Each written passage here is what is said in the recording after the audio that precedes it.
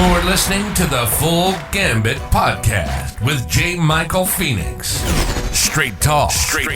No BS. No BS. Inviting you to get off your ass and talk to somebody. Hey guys, so welcome to another episode of the Full Gambit Podcast. And this one is going to be arguably the most interesting podcast we've done to date. Why? Because I am doing this 100% by myself. All by myself. Unfortunately, most of my contributors are either off the island, super busy. I don't know what it is. I think everybody's reacting to the bullish indicators in the market. But Theo Savousis will be back in studio and hopefully be back with us on the next episode. Lamont Ashwood has also pledged to come on. And I have a few surprises for you as well. So what do you do and what do you talk about when you're by yourself? I think it's important overall to take opportunities to self-audit. I don't think a lot of people do it. I don't think a lot of people do it because a lot of people don't take accountability these days. And accountability is the number one thing that helps you from self-sabotage and self-inflicted injury that ultimately causes failure. So take the time when no one is around you to self-audit and be 100% honest with yourself. So today we're going to look at the reasons why people self-sabotage and how can you correct your, how can you, what's the word I'm looking for? How can you correct self-sabotage or administer some medicine? Definitely one of the main reasons people self-sabotage themselves is a fear of failure, fear of rejection. We live in a society today, in a PC culture really, that tells everybody that they're winners. And good try and gives participation trophies. And we don't learn early on enough that there are winners and there are losers. And winners are made from the experience of losing. I think we coddle kids too much and we put them in a bubble in a way we set them up for failure. And I say we, and I'm using the royal we, but I really mean you. Because that's not my approach. That's not been my approach.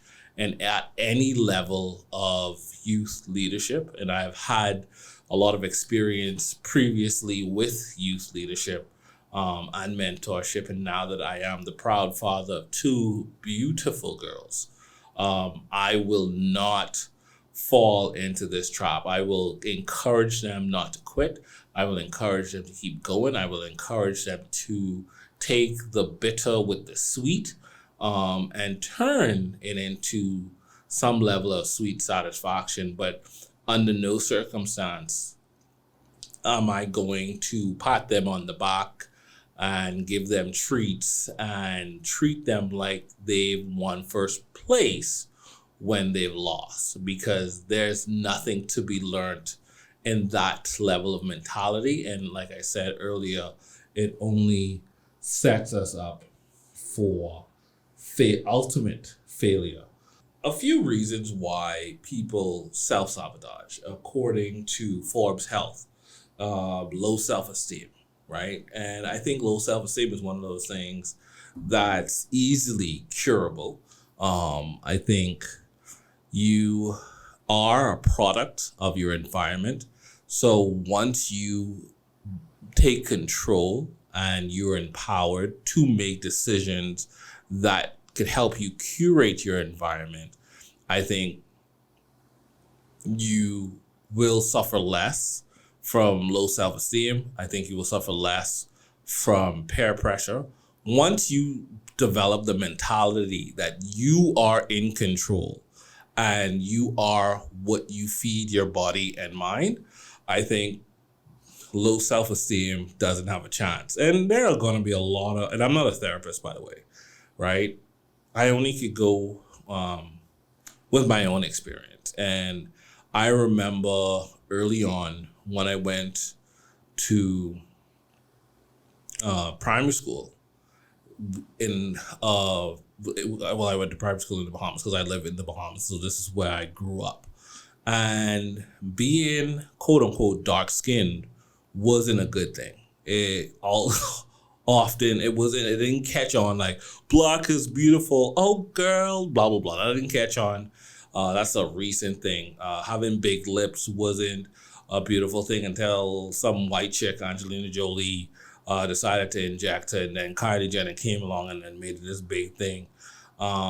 Big teeth wasn't a big thing, and now you have a lot of rappers and actors spending a bag to go and fix their teeth. Cardi B arguably talking about it, getting a bag and fixing the teeth and stuff like that.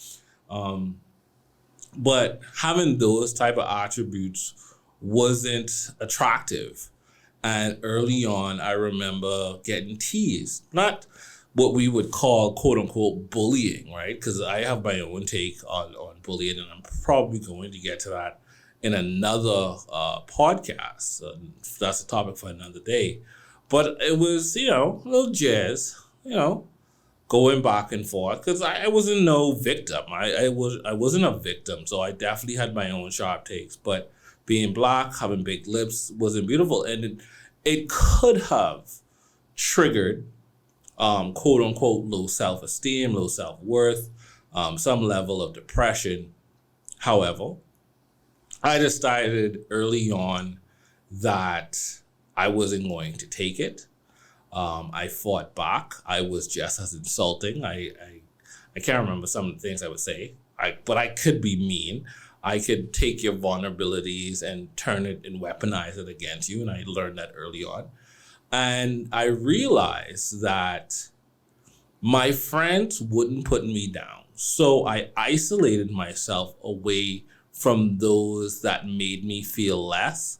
And it was lonely for a while. However, I felt better about myself and I still had a level of confidence. So much so, and I probably will send a picture of it. I decided to go to Fun Day in a very funky floral top and acid wash jeans that my mom had picked up, I guess, from a trip to the flea market in Florida one summer. And I wore it proudly in grade 3/4 to Fun Day, trying to dance and catch a wine off every girl in the grade 6 dance with the lights flicking off and on. And if you know anything about Caribbean culture or Black culture when it came to Fun Day and having a dance at school during those fun days, you know what I'm talking about. So I was still confident to try to pull a little something, even when I wasn't dressed in my best. You know what I mean? I wasn't pulling off the LA gear with the checkered laces, the big shirts, blah, blah, blah, big baggy jeans. I didn't get into that until later on in my junior high experience. But even as I grew, I never allowed what people had to say about me affect me in that way. And I think we're in this society in 2023 and beyond, we're too soft. We take everything in and we allow the opinions of others to shape ourselves for the negative, right? I see so many people like literally clutch up and roll up in a ball in a fetal position and just like wither away to nothing because someone didn't like their post or someone said something mean in their comment section. You have control over that. You could delete it. You could stop people from commenting, especially if you are, prone to get negative comments and feedback on whatever it is that you're doing, you're control. So self-esteem for me is controllable. And you have to understand that you are the boss of your life, of your circle. So it begins there, right? And it's perspective, right? So someone thinks you're ugly, someone will think that you're beautiful. It's about perspective. It's about exploring. It's about opening up and broadening your horizons. For a very long time, had I not widened my net, I probably would have fallen prey. But as I grew older, I realized that with the innovation of social media, at the time, MySpace, High Five, Black Planet, I realized there was a whole world of women out there with a different perspective. So to them, I was an exotic. To them, I was like, God damn, tall, dark, handsome. And I had my phase. I had my literal hoe phase. I'm a settled, married man of 2 beautiful daughters now, but I definitely enjoyed myself. So self-esteem is controllable, right? Bad habits such as excessive and uncontrolled drinking. Okay, now this one is a bit touchy because I'm no expert on alcoholism. I've seen it, and I think any dependency on a controlled substance has deep-rooted mental health issues. You're trying to escape from something. So again, being honest with yourself, facing those fears and confronting that ugliness will help. Whether your addiction is smoking, alcoholism, gambling, hard drugs and narcotics, it's coming from something. Yes, there are addictive properties. However, you are escaping something. Again, not a therapist, but I will bring on somebody, and I'm hoping that they share those views. And it's mental. A lot of things, and I remember my uncle told me this at a very, very young age. A lot of things is mind over matter. A lot of things in the physical world happens 90% in your brain first and 10% physical in this physical space. Okay, we share a plane called the Image Nation. The only thing that's different between those that think about things, dream about things, imagine things is execution. So 90% of what happens in the world, right, in the real world, happens first up here, and then it manifests itself physically. So in order for you to correct those quote unquote bad habits, you got to do a self-audit. You have to be honest with yourself. You have to take time, look yourself in the mirror, and be honest with yourself. One of the things that I always tell people not to do, you could lie to other people. Never lie to yourself. Never drink your own Kool-Aid. Because when you are going through that space and creating the facade and the persona, you have to be realistic with yourself to know when you need to pivot, when you need to call it quits. So you realize when you're in your end game. So never, ever, ever, ever lie to yourself. Always keep it a buck, keep it 100 with yourself. Cognitive dissonance, or having inconsistent or conflicting thoughts. Now, listen, if you're having those things, indecision and always a conflict with yourself, unsure, again, it comes back to having an honest conversation with yourself and realizing what are your legitimate goals, your realistic goals, not some fantastic expectation based on media or your parents or society. What is it that you want? What is it that you can control? What is it that you can make happen in a real sense, within a real time frame, with you getting into the dirt and doing the work? Okay? You have to figure that out. You have to have that real decision. And if you can't work it out, find somebody that is not a yes man or a woman, right? That you trust, that is not going to be pessimistic or overly optimistic, but meet you in the middle, be logical and analytical, and help you to process this issue that you're having. Some people need a soundboard, and some people are their own soundboard, and that's okay. It's okay to ask for help, whether it be a friend or a mental health professional, especially in our for people of color. Mental health therapy has always been taboo because we don't trust people with our business. We don't want people to look at us as crazy, but we have to understand, as the world and as life it becomes more and more and increasingly more difficult, we have to tap into certain resources in order to survive, in order to adapt, in order to evolve. Because I can be honest with you and keep it a buck. Not everybody in your circle is here for you to succeed. Not everybody in your circle you could trust with critical information.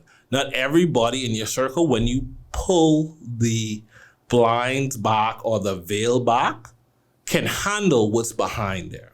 So you may have to legitimately, and there's so many great resources. If you don't have the funds because you think it's so expensive, there are some online applications for therapy, using the innovations of 2023, Zoom calls, e-sessions, all this other stuff. Like, I literally had a therapeutic session with ChatGPT. I'm not going to disclose what I asked it, but I felt better bouncing ideas that were plaguing me, that I needed to say out loud, that I needed to express in a real way. And I got some decent advice. I don't think it's going to work for everybody. Obviously, it sounds stupid that a grown man at 38 years old is talking to some AI and quote unquote getting real world advice, but it's better than you suffering alone in silence. Is it not? So definitely be honest with yourself, tap into other resources to help you mediate those conflicting thoughts that you are experiencing, and never suffer in silence. So it continues, fear or discomfort of change. Let me say this. Change is inevitable. You will grow old. You will die. People around you will die. You will move on to a new job. The seasons will change. Tragic storms will happen and wreak havoc. Chaos. Life is revolving. It always moves forward, and things will change. You cannot run from it.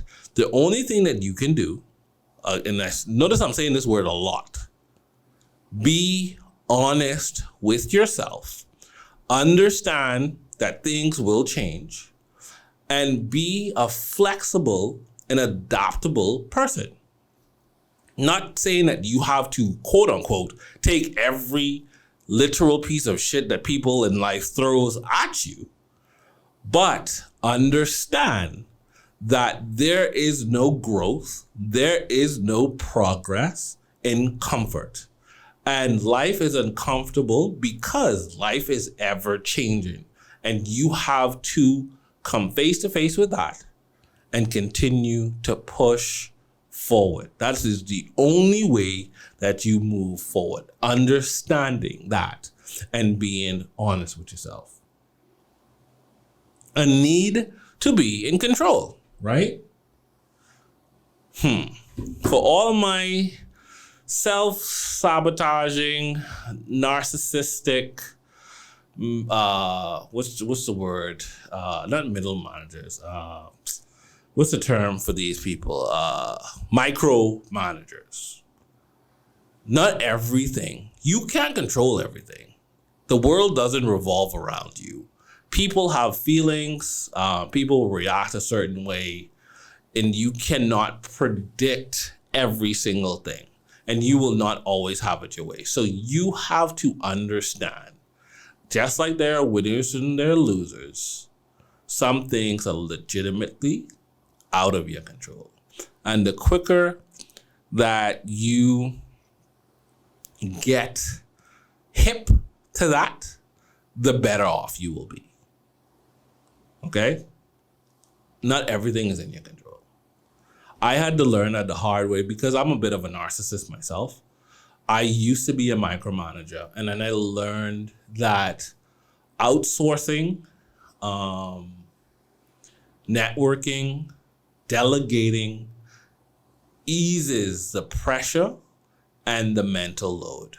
So I started to be an efficient manager, understanding that, things will mess up sometimes, and you may have an opportunity to fix them. And if you don't have an opportunity to fix them, then you gave it your best shot, you learn from it, and you move on. And I think too many people react negatively to loss and challenge and wanting to, quote unquote, be perfect, whatever that's supposed to mean. Because I don't think perfection is attainable. I think you only could do the best that you can, the absolute best that you can, and that's enough. And it's never going to be perfect for everybody. So the minute you understand that, it's better it is for you and your mental health, and for your energy that you should be guarding very jealously. So you can't go through life looking that way, trying to control everything. That is exhausting.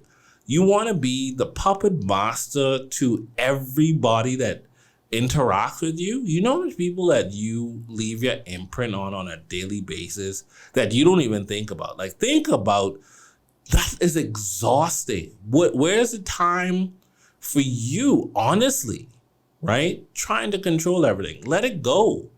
Like Elsa says, just literally let it go. Let it be. Control what you can control, and what will be, will be. Oh my God, I sound like my best friend Toya.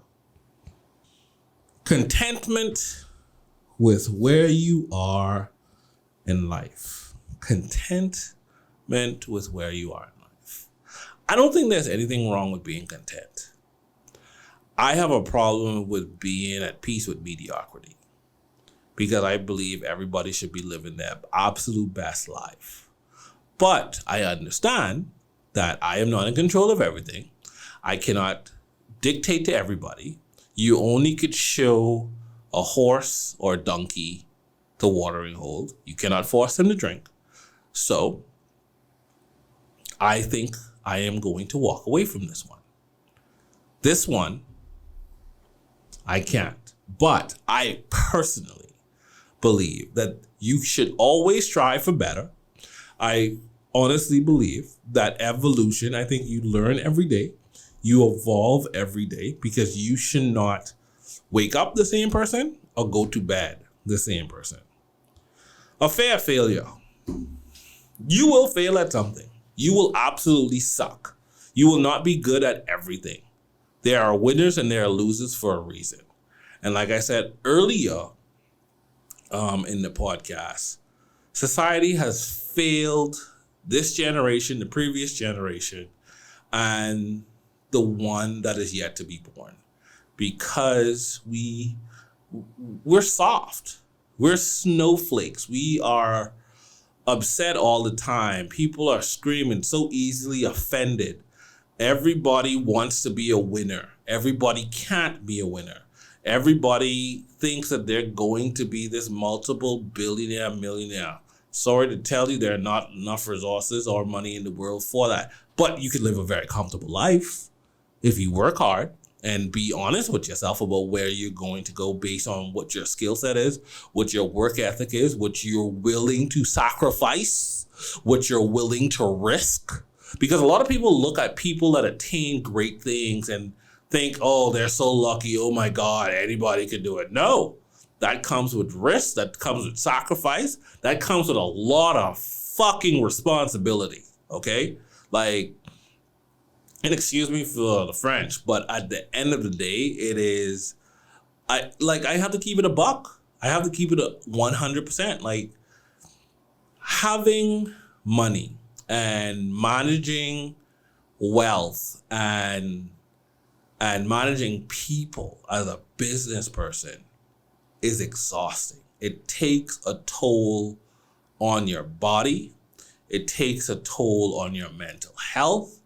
And you're always under this judgmental microscope. And not everybody is built to take it, and not everybody can. So now that I've grown and taken just a tiny, tiny pinch and understand what, quote unquote, the wealthy or people with wealth may go through, I understand a bit more. But back to the original thought, like, having a fear of failure, I think is stupid. I think you should put yourself out there. If the answer isn't no, the answer isn't yes, it will be no. Be okay. Understand why you were rejected. Don't become a stalker or some annoying prick that keeps going back and back and back and back and back and back and back and back and back and back until you get a yes, because that's not realistic either, right? But learn from every experience. And sometimes, if you're smart, you don't have to learn from your own experience. You could look at other people's rejection and figure out why or what did they do wrong. And, evolve from that and adapt from that. But having a fear of rejection, I think, is ridiculous. It's only going to be yes or no. And the quicker you get through your no's, the faster you get to your yes. Familiarity with failure. I think if you are failing and you're not making the necessary adjustments, it may be easy to fall in love with the idea that no matter what it is that you do, because you're telling yourself, you're lying to yourself. Notice how it's tying in. You're lying to yourself that you're making the necessary adjustments, and you're just not. So you get the same outcome. You will fail. You suck because you're not making the necessary adjustments.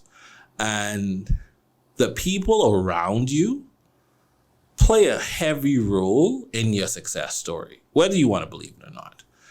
When people indulge you in mediocrity, when they allow you to procrastinate, when they willingly let you go unprepared, unkept, and not putting your best foot forward, they're just as bad as you. And again, remember what I said. You need to curate the space and have the right people around you, because your environment, you are a product of it, whether you want to believe me or not. Okay? Do not become familiar with failure. Failure is a part of the process, but don't be friends with it. Don't be friends with it. Treat it as an adversary. Treat it as someone that you want to beat, not become an ally. There's nothing there long-term for you. It is a short-term situation. It's like staying at a hotel. Are you going to stay there long-term? You got that type of coin? Are you going to waste that type of money? No. Don't make your bed up with failure, bro. Don't make it up with the idea of failure. Don't make it up with people that have failed and stayed there. One of the things people like to do when people come up in life is throw back at them that they changed or they became rich and switched. That's the fucking point. That's the point. No one wants to be a bum. Nobody wants to stay a bum. I want to be better. I want to elevate myself. That is the whole point. So the next time someone says that to you, that's probably a person you don't need to be around. Get as far away from them as humanly possible. ASAP. Get out and don't look back. Social and peer pressure. Again, back to your environment. Back to some of the things that I identified as the fuels for low self-esteem. Understanding your circle, understanding your network, understanding your environment is key to beating these things. Okay? And let's keep it a buck as well. Self-sabotage, there's a reason why self is there. Yes, other people might play an integral role in your sabotage, right? However, you are responsible for the people around you. At a certain point in life, you will make a decision who your friends are. You will make a decision how much access certain family members have to you. Because the only family members that truly deserve unfettered access to you are the children you fuck for. The children that you made, that children that come from you. And even at a certain point, if they turn out to be assholes, you could cut them off. And that sounds so harsh to say, but it's so real all at the same time. You choose. You have the power. You are the God of your universe.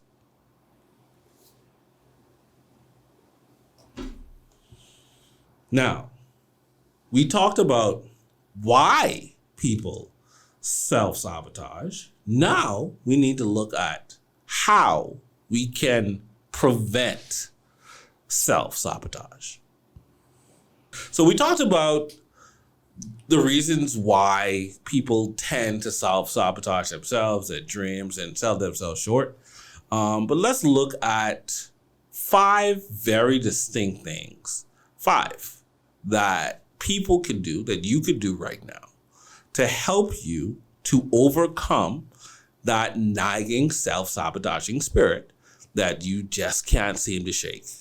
And it's very simple. And you've been hearing these things all your life. But maybe, just maybe, today, as you watch or you listen, wherever you are in the world, that this will actually resonate in some way because of the way that my voice sounds. I sound so good in this mic. I don't know. That's the narcissist in me, by the way.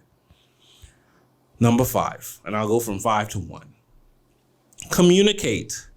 Talk to people. Listen to people. Look people in the eye. Be honest in your communication.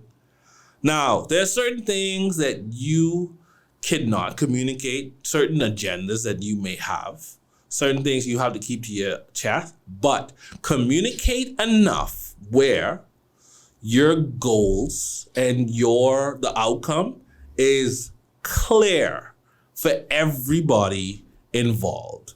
And the road to that task successfully, the road to achieving that task successfully will be a lot easier. Not that it will be completely easy, because anything worth having has a level of difficulty. But communication, effective communication, makes everything in life better. Marriage, friendship, business, sex, everything that you could think of. If you want to improve it, effective communication. You can't run from it. Okay? Number 4, practice mindfulness. Understanding that you are a person. You have to put into yourself. You have to invest in yourself. You have to feed your brain.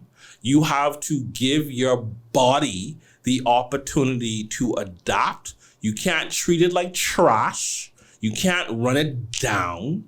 You have to be mindful of those around you, outside of yourself, right? It has to play a huge role, because if you are better, you are going to be better. And people think self-development and evolution is both this expensive and boring process, but information is free. I educated myself in photography, videography, and filmmaking, primarily 99.9% through YouTube, a free service from other filmmakers and photographers all around the world in my full 15 years of being in this particular industry. To this day, and my wife and my friends will tell you, every chance I get, I'm on YouTube watching what someone else, anywhere, New Zealand, UK, United States, Canada, it doesn't matter where they are. I'm there listening, I'm there watching, I'm there learning, because I always believe that I could always improve on something, okay? So there's no excuse. Your phone, the majority you're wasting your time doing those silly TikTok stuff when you could be learning something and applying that knowledge in a very, very real way. And then if you are in corporate America, corporate Bahamas, corporate wherever you live in the world, taking the time to certify yourself through Udemy, Coursera, even LinkedIn Premium, like spend that extra dollar to legitimize skill sets that you may naturally have an affinity to, goes a long, long way. Listen to me again. If you have a natural affinity to certain skills, whether that's Photoshop, Excel, QuickBooks, accounting, processing, audio, editing, whatever it is, just naturally good at it. Take the time to certify yourself on Coursera, Udemy, LinkedIn Premium, and add a certification to your name. $99.99. Take a masterclass for like $99.99. It's not that expensive. You don't have to go to Harvard. You don't have to go to Yale. And sometimes, I think on Coursera, those big name schools have very, very moderately priced certifications that you could put on your CV and get a better job. One person that I look up to a lot for always pushing themselves forward is my mom. Like, my mom had me early, right? She was a teenage mom. Before it was popular on MTV, she had me and she had my siblings. But once she got into the government service, she was always smart. She could sell ice to an Eskimo, right? She was always a hustler. But one thing I remember, and she still does it to this day, every other time, like she's taking some new pitment or something to elevate herself and to add some level of certification to her name that's going to be financially advantageous to her. So if she can do it as an older person, you as a younger person with access to all this information and some disposable income, because you don't have to be rich, you don't have to take out a bank note to do it, you can. There's no excuse. And stop making excuses. Stop making dumb excuses. My wife is going to like this one. Write it out. Writing things down is like imprinting on your brain. It's I don't know why, but it works. I've seen it worked so many times for me personally. Writing out a plan, writing out an objective, vision boarding stuff, and going out. It's like when you can see it in a real space in this physical plane, I think it's a lot more attainable. And I don't know what it is, but it just works. Write it out. Plan it out. That goes to the next one, along with writing it out. Plan it out to the end and actually do it. Don't just write it out, because then it becomes wishful thinking. If you say you're going to do something, just do it. That's the whole thing with Nike, right? Just do it. What's going to stop you? You want to open up a business? Open it up. If you want to climb whatever mountain, literally go and climb it. One of the hardest things to do in life when you have an idea is just to start it. And that's what people need to do. We need more doers in this world. That's one of the, that's an advice. Oh, a piece of advice. I'm stumbling on my words, I guess, because I'm talking to myself, and I have been for the last 42 minutes and 34 seconds. But that's a piece of advice I gave a friend a while ago, when she wanted to make her love for food official. I had just been scorned trying to help somebody else to develop a TV show. And we worked together, and she called me and we met at her parents' house. And she said, Jay, I want to do X, Y, Z, bing, bing, bing, bing, bing. And I said to her, Sash, the hardest thing to do is to start. And she gave it that same piece of advice to me in a card a couple years back for Christmas, and to just show thanks. And in saying that, within a week, she had a list of restaurants that she wanted to visit to put on this TV show that didn't exist. And I had the gear, and we produced 17 seasons, one of the longest running TV shows in Bahamian history, over 150 episodes of television off an idea. No capital, just a love and passion project. Just like starting it. You want to start a car wash? Find a bucket, get some joy, get some water, and go beg your first client. I literally watched a video. I think it was Christian Adam G. And I was so amazed. This dude turned a penny into like $10,000 or $20,000. A penny. That's how powerful the power of self-belief actually is. And finally, develop self-awareness. Knowing who the players are around you, knowing the rules of the game, knowing yourself, your capabilities, your limitations, what you will put up with, is important. Being self-aware is 100% important when it comes to fighting self-sabotage. There's no way around it.